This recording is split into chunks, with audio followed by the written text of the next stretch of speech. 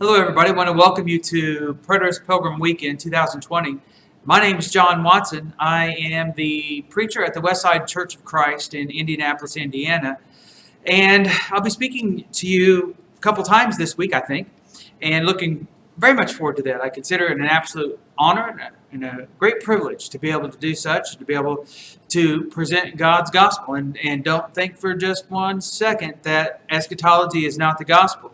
We are taught in Revelation 19 and verse 10 that eschatology is what proves Jesus. So you just check that verse out and you'll see what I'm talking about. So this idea is extremely powerful. Let me give you a little bit of background, though, about how powerful this is. It absolutely changed my life. I have been preaching and teaching the biblical truth about eschatology for about 4 years. And in that time, I have just learned so much. It has absolutely transformed my life in ways I never could have imagined. I now know what it means to be a gospel preacher and teacher of God's word. And that was something that was very foreign to me in a lot of ways before this. I've been preaching since I was 17 years old. And it wasn't everything that it should have been. We'll just put it that way. Because I wasn't teaching the whole counsel of God. But now that I see this and we're teaching this, and it is just powerful. I really thought that, when I started teaching this, when I saw this truth, there were always things that stood out to me that I couldn't explain all those years. So, for 35 years or so, roughly, I preached something that I really couldn't explain. But then once I finally yielded and gave into the truth, now the power of that is just amazing. And I'm seeing it transform people's lives, and it's transformed mine without question.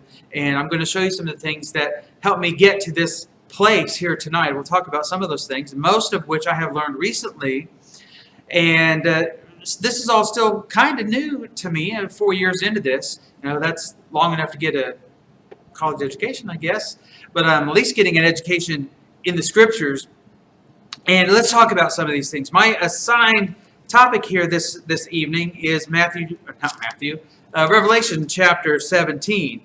Plenty of topics we could read about in Matthew, but we're going to talk about Revelation chapter 17. There are a lot of things here that we're going to consider, so I'm going to do my due diligence. I'm going to get this out of the way right at the very beginning. I'm going to read my prepared statement. So here you go.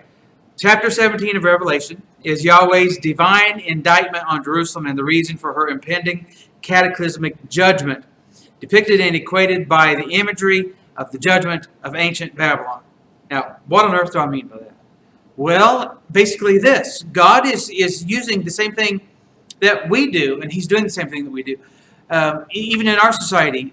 Go back for just a moment in your mind, and if someone were to say to you, we will never forget in regards to 9/11, they don't have to go through absolutely everything about that day and start at the beginning and just, go from A to Z of all the events. All that's conjured up in your mind because it's fresh on our minds still. It's been, about 20 years roughly since that happened. And we still pretty much have that in our collective conscience here in America and even around the world. So what God was doing through the inspiration of these writers was evoking those thoughts and those ideas whenever Babylon is mentioned.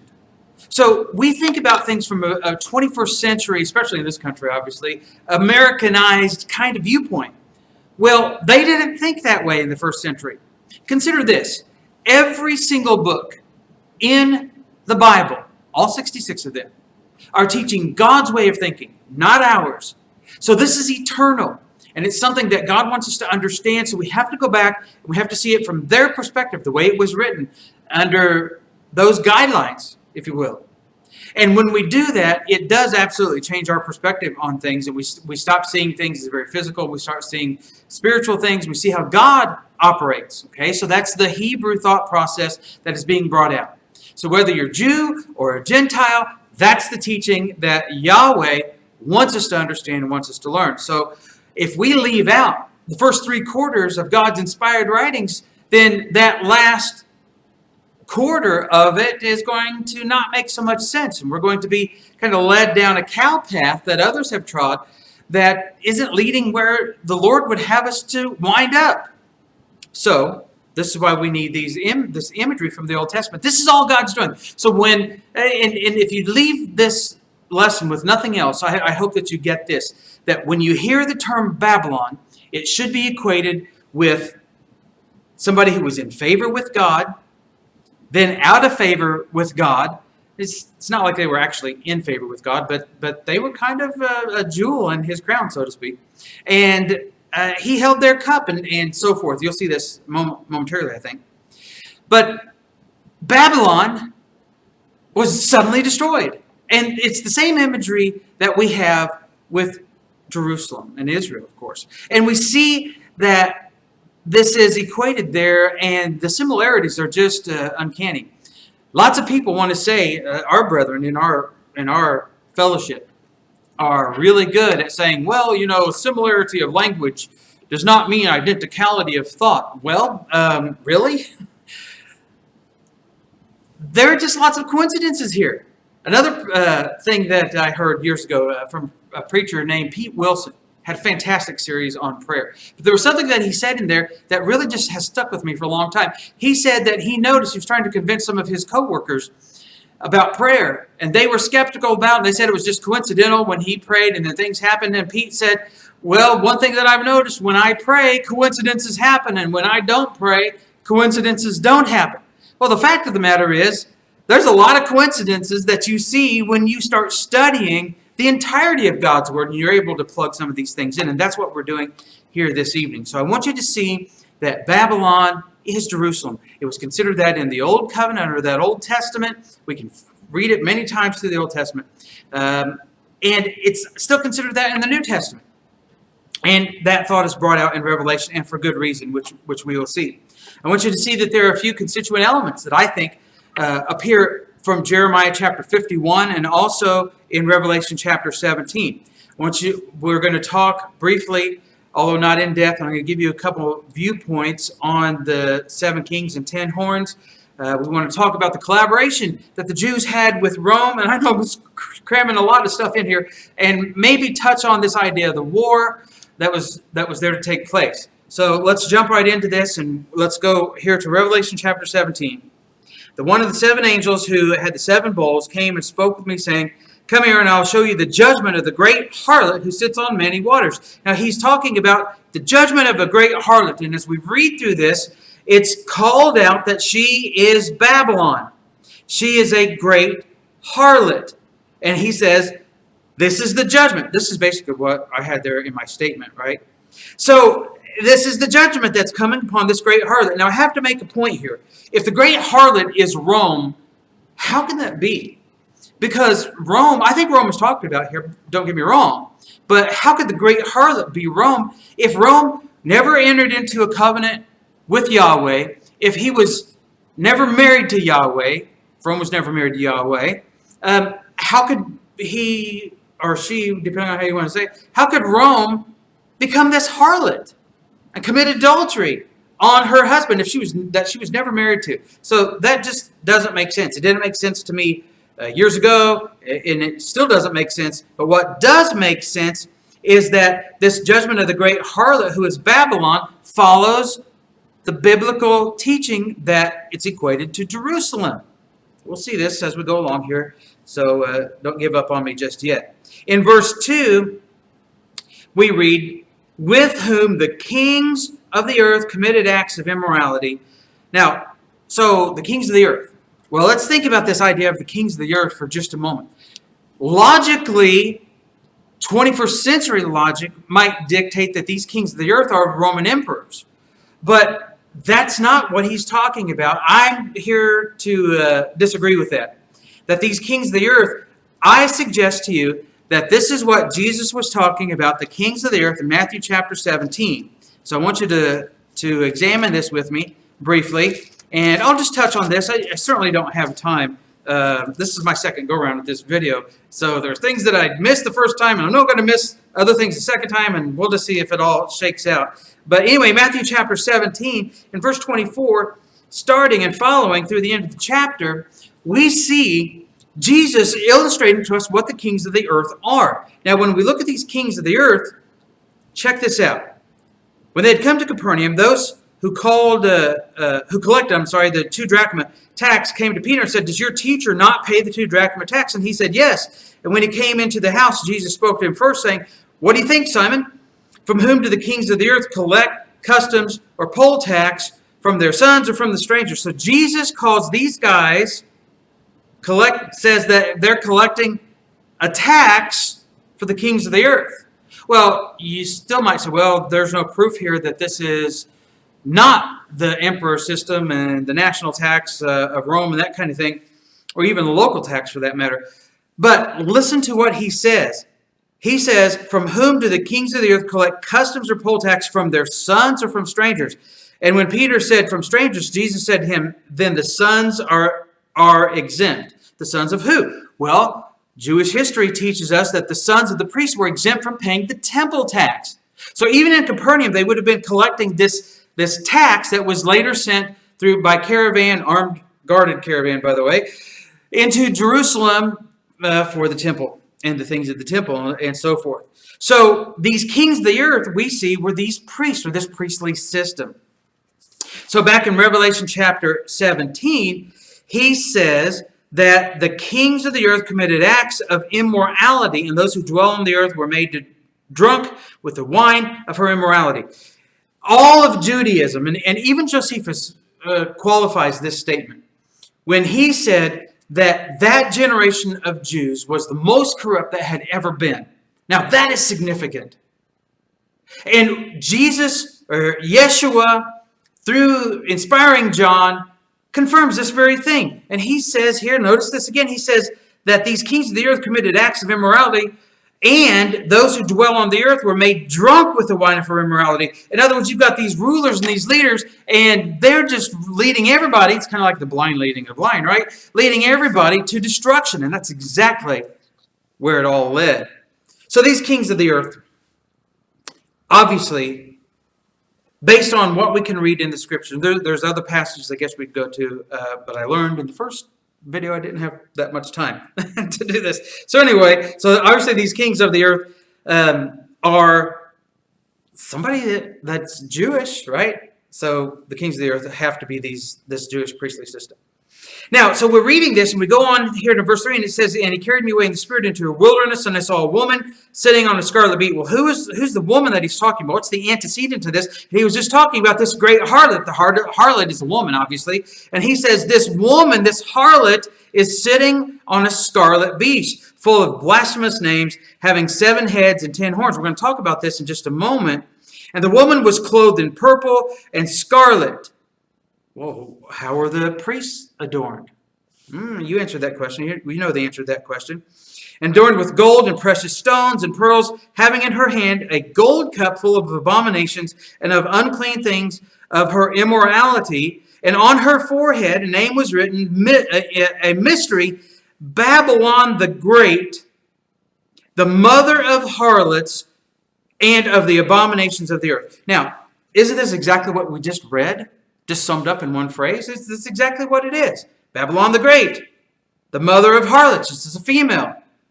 She's leading people astray, of the abominations of the earth. So here it is. It's just what we just read in the preceding verses. Now, let's look at a few illustrations here. One of the things I want to show you that the Old Testament illustrates that Babylon was Rome. Not Rome. See, it's still stuck in my head sometimes. It's hard to get that training out. Even though I know better, sometimes it just pops out. Which is another reason I had to redo this video. Anyway, so let's look at Micah chapter 4. So Micah chapter 4 and verse 10, it's very clear. It says, "Writhe and labor to give birth." There are a lot of similarities here, right? Similarity of language. That are illustrative of what happened to Jerusalem and how it was described about Jerusalem's fall by Jesus and his apostles in the first century. Not only them, but the people who prophesied about it in the Old Testament. Those prophets. Because remember, 1 Peter says that they were prophesying for that time and that generation. 1 Peter chapter 1. So verse 10, "Writhe and labor to give birth, daughter of Zion, like a woman in childbirth. For now you will go out of the city, dwell in the field, and go to Babylon. There you will be rescued from there the Lord will redeem you from the hand of your enemies. And many nations have been assembled against you who say, let her be polluted and let our eyes gloat over Zion. But think about this. What is the time frame here? When we look at the very first chapter or first verse of chapter 4, it says, and it will come about in the last days that the mountain of the house of the Lord will be established as the chief of the mountains. It will be raised above the hills, and the peoples will stream to it. What time was that? That was in the first century. That's when Jesus came, the Messiah came. He did his messianic work. It's also the time that he is to return and come back again, not in our future. And it's the time that salvation comes. It's the time that this truth flows from Zion, from the mountain of the house of the Lord. And it will be raised above the hills, and the peoples will stream to it, and many nations will come and say, come, let us go up to the mountain of the Lord, and to the house of the God of Jacob, that he may teach us about his ways, and that we may walk in his paths. And from Zion will go forth the law, even the word of the Lord from Jerusalem. So what we see here is that Babylon and Jerusalem are being used interchangeably, even though Babylon was yet to be destroyed at this point in history. So when we look at these things, it just becomes utterly amazing. But one of the things that's absolutely amazing to me are some of the parallels and the coincidences, if you will, that we see from Jeremiah. And I think John is drawing heavily off of Jeremiah and many of the things that he said in Jeremiah chapter 51. Now, obviously, we don't have time to go through all of these nuances, but let's look at a few of these things. So Jeremiah chapter 51, if you were to go back to the 50th chapter, really that gives us a great running start. And just a few things there maybe you might think about. He says, your day has come, the time when I will punish you, talking about Babylon. That's about verse 31. But in the 51st chapter, notice what he says. The very first verse, he says, thus says the Lord, behold, I am going to arouse against Babylon and against the inhabitants of Leb-Kamai or Chaldea the spirit of a destroyer. Now, obviously, that was Cyrus. I will dispatch foreigners to Babylon, and they will that they may winnow her. In other words, this is judgment. This is the same judgment that we see taking place in Matthew chapter 3. When they're there, they've got the winnowing fork in their hand. They're separating the wheat from the chaff. Is it that judgment? And may devastate her land, for on every side they will be opposed to her in the day of her calamity. These are the same words that are used in regards to the destruction of Jerusalem. So this is why when we look at and we hear this term Babylon, and we see it used in Revelation and other places, and even Peter, when he was using that and describing himself being there, we'll look at this in just a moment, he was using it for the same reason. But let's not look at that just yet. Anyway, verse 3 says, let not him who bends the bow bend it, nor let him raise up his scale armor. So do not spare her young men. Devote all her army to destruction. They will fall down slain in the land of the Chaldeans and pierce through in their streets. For neither Israel nor Judah has been forsaken by his God, the Lord of hosts, although their land is full of guilt before the Holy One of Israel. Flee from the midst of Babylon, and each one of you save his life. In other words, there was this small group who was going to listen and get out of Babylon. Wasn't that familiar? Matthew chapter 24, what about verse 15 and following? Jesus told them the same thing. Get out of there when you see this taking place. Do not be destroyed in her punishment, for this is the Lord's time of vengeance. He is going to render recompense to her. Babylon, listen to this, has been a golden cup in the hand of the Lord. We just read this in verse 4 of Revelation 17. Intoxicating all the earth. The nations have drunk of her wine. Therefore, the nations are going mad, the New American Standard says. In the ESV, I think it uses, therefore boast themselves do nations. So they were boasting, apparently, that Yahweh was with them. Everything was maybe they didn't necessarily realize that the God of heaven was with them, but that, hey, they were prospering, and they boasted about that. So anyway, let's go on a little further here. So Babylon was a golden cup in the hand of the Lord, intoxicating all the earth. The nations have drunk of her wine. Therefore, the nations are going mad. We just read suddenly in verse 8, suddenly Babylon has fallen and been broken. I want you to think about this. This was all what Jeremiah is recounting here and what he's prophesying, what he's talking about. This is all about the destruction of Babylon. This is about how Babylon was suddenly destroyed. In the midst of her thinking everything was just fine, all of a sudden she's destroyed. That's exactly what happened with Jerusalem. And the parallels here are just too immense for us to go into at this point, but I hope that you see those things. Now, did you see any of this in our reading from Revelation chapter 17? Consider this. So what we had read in Revelation chapter 17, Jeremiah 51 and verse 13, he talks about these many waters. O you who do dwell by many waters, abundant in treasures, your end has come, the measure of your end. So if you were a Jew in the first century reading Revelation chapter 17, do you suppose that there's any chance whatsoever, because of your upbringing and your religious training and the constant pounding into your head about the Torah, the Tanakh actually, and these prophecies, and the reason these prophecies were so important is because they heralded the coming of Messiah. Do you suppose when you read these things that you would think about Babylon and what Babylon meant? In context? From 2,000 years ago, actually be longer than that. When it actually happened, 536 or whenever that was, that Babylon was actually destroyed. Now, think about that. Because they would have been thinking about this. This is where audience relevance is so relevant. Pun intended, I guess. This is where it's so relevant, because we have to understand the way they saw things, the way they understood things. And there's no way that we can do that unless we understand God's thought processes. And that's what he's teaching us, all 66 books. The way he thinks, not the way we should think. The way that he thinks, how he wants us to think, how he wants us to see things in this, what we call Hebrew mindset. Not the Hellenistic mindset of today, the Greco-Roman kind of thought processes. Okay, so in verse 13, you see these many waters. In verse 1 of Revelation 17, he says, the seven angels who had the seven bowls spoke to me, saying, come here, I'll show you the judgment of the great harlot who sits on many waters. Babylon sat on many waters. And he says, this great harlot sits on many waters. He equates her to Babylon, and they knew that Babylon was equated to Jerusalem. The similarities are too numerous. He talks about the golden cup in verse 7 of Jeremiah chapter 51. Babylon has been a golden cup in the hand of the Lord, intoxicating all the earth. The nations have drunk of her wine, therefore the nations are going mad. And in Revelation chapter 17 and verse 4, listen to this. The woman was clothed in purple and scarlet and adorned with gold and precious stones and pearls, having in her hand a golden cup full of abominations and of unclean things of her immorality. Now wait a minute. So Babylon was the cup in God's hand at one point, and now we see Babylon being equated to Jerusalem, and the golden cup is no longer in God's hand. They are holding the cup.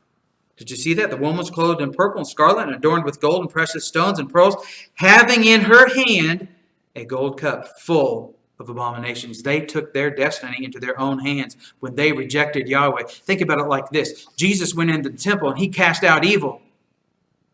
And then evil cast Yahweh out of his temple. That's what first century Judaism was. They were the most wicked and corrupt generation of Jews ever, as defined by Deuteronomy chapter 32, as verified by Josephus and others as well, I'm sure. And all we have to do is read this to know, by faith and reading the scriptures, that they were an evil and adulterous generation. Yes, they took their destiny into their own hands when they kicked Yahweh out of his temple. Kind of what we've done in this country when we've cast God out, huh? Taking our destiny in our own hands. Hopefully we don't wind up like them. But anyway, back to this. So here we go. Then we had already talked here about Babylon, the great, the mother of harlots, and the abominations of the earth. Now think about this. I kind of skipped this being intoxicated. I wanted to show you this from verse 7 of Jeremiah 51. My brain works this way sometimes, a little in reverse. So they were all intoxicated in the earth. Did you catch that? Look at verse 6. What does he say here in verse 6? And I saw the woman drunk with the blood of the saints and with the blood of the witnesses of Jesus. And when I saw her, I wondered greatly. So here we see this intoxication that's taking place. You know something? The similarities are just too astounding to ignore. And I can assure you that they wouldn't have ignored this, having this information stuck in their heads from the day they were born when they read this. And this was delivered to them in the first century. So, when we look at this and we see that the Old Testament, that Jeremiah is quoted extensively here, there's no question in my mind about that. There's many other things that are quoted too, but this is just what I'm focusing on here. So, there you go. Jeremiah 51 is painting the picture that Jerusalem is Babylon. So is there any question up to this point about who Babylon the Great, the mother of harlots and of the abominations of the earth is? You know, she was a harlot. Isaiah chapter 1 and verse 21, Jeremiah chapter 3 and verse 6 uses that very terminology. She was a harlot. Very specific. And John says that Babylon the Great was the mother of harlots. You've heard of Moab? Not biblical sense, the mother of all bombs. This is it, right?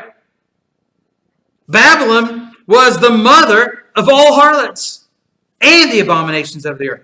She was leading the lost astray to follow after her abominations. It's kind of sickening, really, when you think about it. Now, can there be any question about the Old Testament talking about this? Well, no. But I want to show you something here in 1 Peter. Let's go to 1 Peter. 1 Peter chapter 5. Now, this is interesting. See if I can kind of pull this out of here the way I really want to. So, 1 Peter chapter 5, verse 12, through Silvanus, our faithful brother, for so I regard him, I have written to you briefly, exhorting and testifying that this is the true grace of God. Stand firm in it. He says, okay, so now you've got the truth. Stand firm in it. Now, earlier in the chapter, he had just said you need to stand firm, be a partaker of the glory that is ready to be revealed.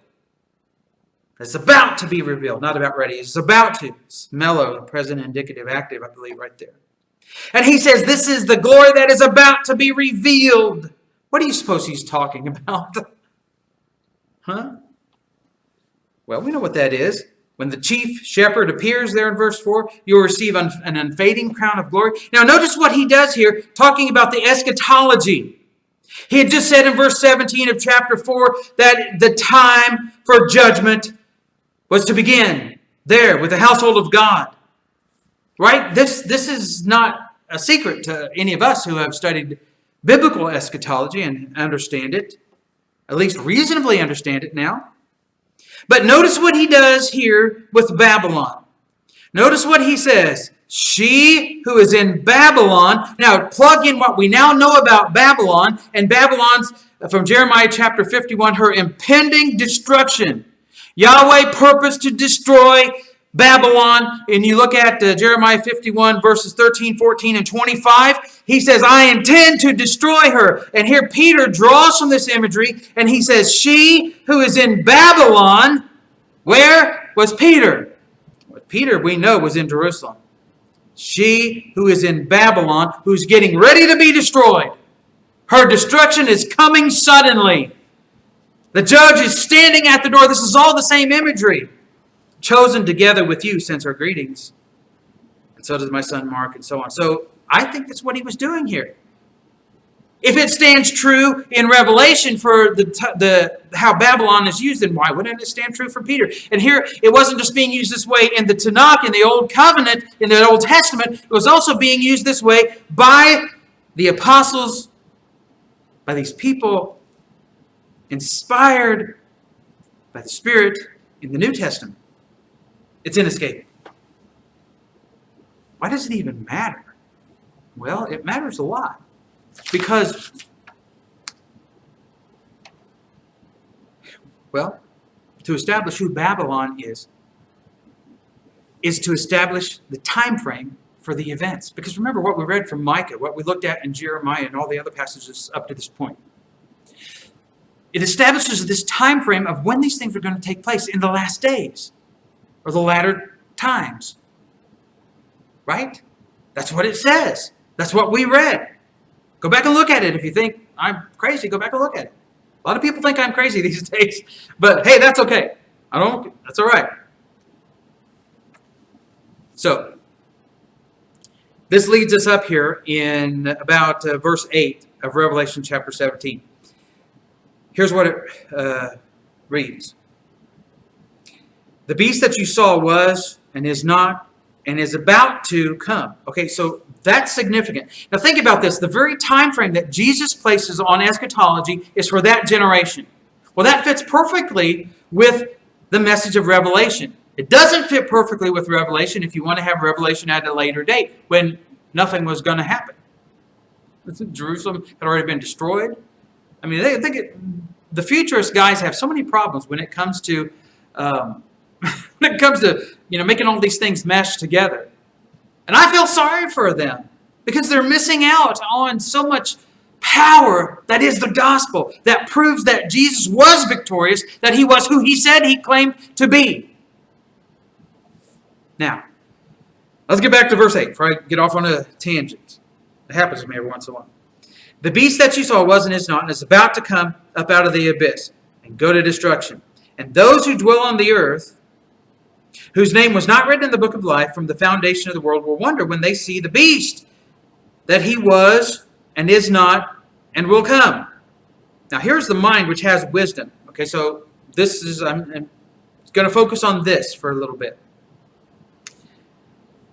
I got about 13 more minutes. The 7 heads are 7 mountains. Okay, so follow this logic. You got these 7 heads that are 7 mountains on which the woman sits. Now, who is the woman? Babylon the Great, mother. Can you be a mother if you're a guy? No. The mother of harlots. So you've got the woman who sits where? On these 7 mountains. Now, there are those among the futurist camp who are going to say, well, these 7 mountains is Rome. Rome was built on 7 mountains. Yeah, it was. But so were lots of other cities. Now, we can go through history and we can look at these things and, I'll just leave this up to you, all right? You figure this out. You do your research and you'll see here that there's no question that Rome was not the only city ever to be built on 7 mountains. Lots of cities were built on 7 mountains. I think I even heard that New York or Boston or one of them was built on 7 mountains, that they did that for good luck. But isn't that ironic that the woman who is Babylon, who we now know is Jerusalem, sits on 7 mountains? Well, the irony there is that she is built on something perfect, complete, 7. I don't know. It's just something to think about. But also consider this, that it says that the 7 heads are 7 mountains. Okay, you got these heads on which the woman sits.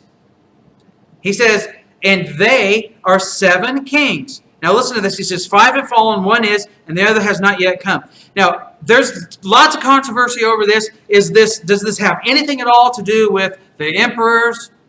Well, let's run with that for just a moment. Suetonius says, and he is the authority, and I'm going to go with him on this, guys, because he was there, right? And there are lots of modern scholars who say, well, Julius really wasn't the first Caesar. Suetonius said he was. Most people in the ancient world believed that he was the first emperor, and that's how they started counting, so we're going to do it too. You have Julius. If you don't count him, then it messes up even their whole system, the futurist system, trying to get this written at the time of Domitian. So whatever they want to do, this is going to put this before 70. Anyway, so Julius was the first one. Augustus was the second. Emperor Tiberius, 3. Caligula, 4. Claudius, 5. And the one who is number 6. 5 have fallen. Number 6 is Nero. So how do you get this idea past Nero, who died in 68? which was before the fall of Jerusalem. Now, this is giving us lots of information about when the book was written. He says the one is, this is a present tense, and I'm going to make that argument because I know that Revelation was written before 70.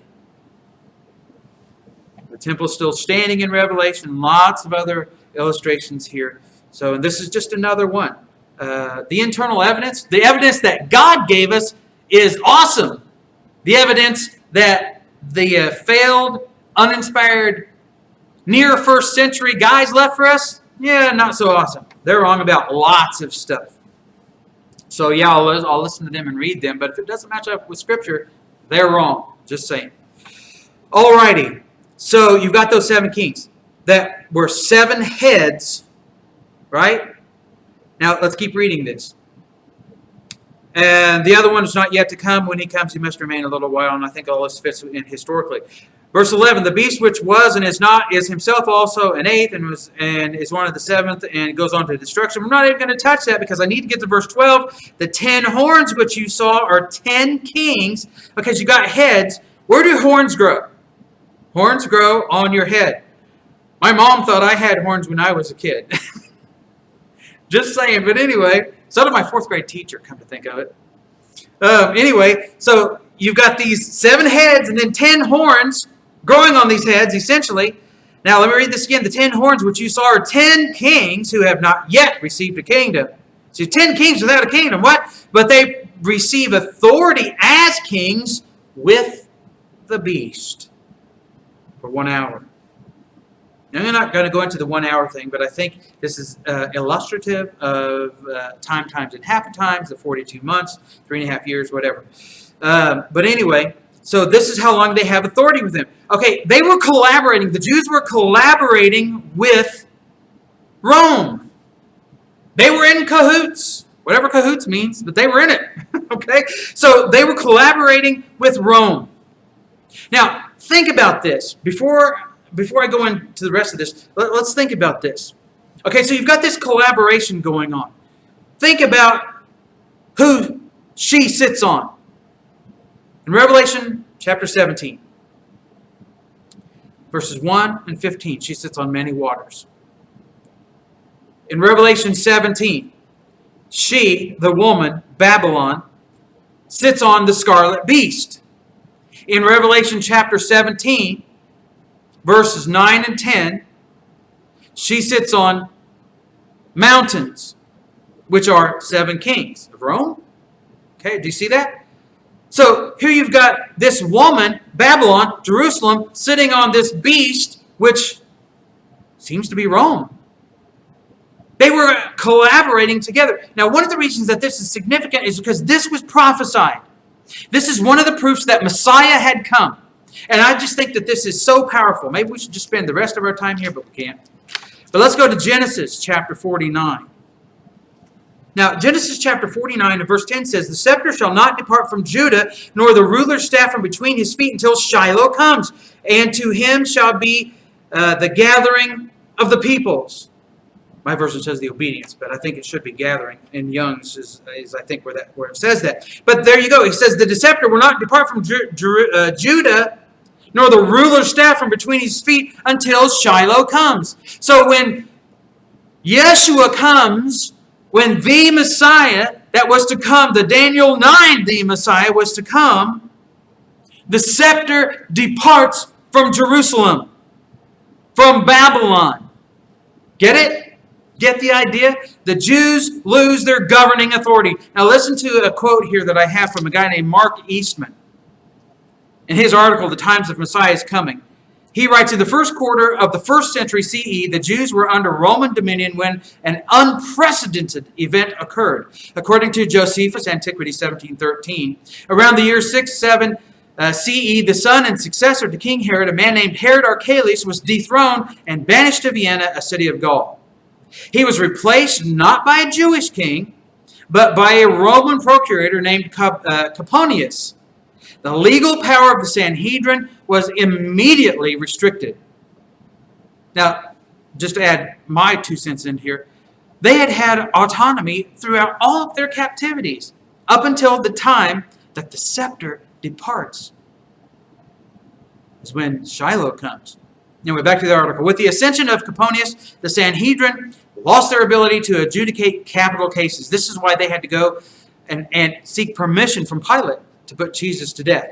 This was the normal policy toward all nations under the yoke of the Romans. The province of Judea had, however, been spared from this policy up to this point. However, Caesar Augustus, remember he was the second one, had had enough of the Jews and finally removed the judicial authority from them at the ascension of Coponius. This transfer of power was recorded by Josephus. The power of the Sanhedrin to adjudicate capital cases was immediately removed. In the minds of the Jewish leadership, this event signified the removal of the scepter or the national identity of the tribe of Judah. Now I want you to think about this. Plug this in, guys.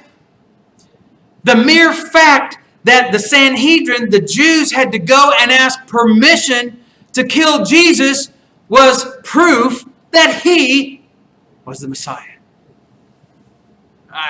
Okay, that just takes my mind and wrings it out in a good way. Wow. So let's get back to this Revelation chapter 17. So they're in collaboration with the Jews and Rome are in collaboration. They're in cahoots with one another. So when we go back and we see here in verse 12, the 10 horns you saw, which are 10 kings who have not received a kingdom. Now, what did we say these kings were? These are 10 kings that have not received a kingdom, but they received authority as kings with the beast. What if this is the high priestly system? I'm going to tell you right now, can we nail this down? I don't know. And I, for the life of me, I cannot remember who originally presented this to me. It seems to me like there was an astute Bible student somewhere from I think he was from the Philippines, maybe. I might have this wrong. It's been a while, and I failed, and I apologize to note who this was. So if somebody knows, let me know. But I think maybe Adam Marschalk presented this, but I truly don't remember. And I simply did not have time in the haste to do this, to do the research.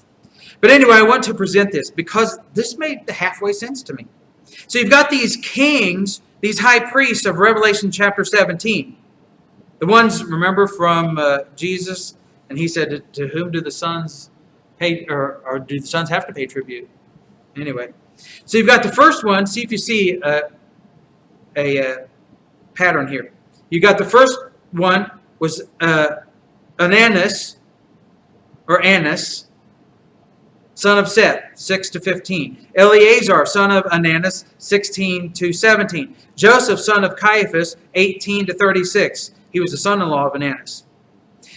Jonathan, son of Ananus, 36 to 37 and in 44. And then you've got Theophilus, son of Ananus, 37 to 41. Matthias, son of Ananus, 43. Ananus, son of Ananus, you see the trend here, 62. And then you've got Matthias, son of Theophilus, 65 and in 66. So essentially this works out to having these 10 priests, Jews, on top of the heads of the kings. They're sitting on their heads again, riding on them. They're in cahoots. Remember, they're collaborating with the Jews, or collaborating with Rome. Now, why were they doing this? They were doing this. Notice what it says here in verse 15. He said, the waters which you saw were the harlots of the peoples and multitudes and nations and tongues, and the 10 horns which you saw, and the beast. These all hate the harlot and will make her desolate and naked, and will eat her flesh and burn her with fire. Now, I don't think this is necessarily talking about cannibalism, although I'm convinced that did happen, but I think it was rare. But it's more or less that they were cannibalizing themselves in a metaphoric way. Killing their own and starving their own out and acting out on their wicked and evil impulses. By having a common purpose, it says, and by giving their kingdom to the beast until the words of God will be fulfilled. Now wait a minute. I hear Matthew 5, 17 and 18 there. Jesus said, I didn't come to destroy the law, but to fulfill it. I didn't come to abolish it, but to fulfill it. Every jot and tittle. That's what I hear right there. Until the words of God, this is Revelation 17:17, until the words of God will be fulfilled. The woman whom you saw is the great city. Who is the great city? Revelation 11 teaches us that. It's the city where our Lord was crucified. Where was he crucified?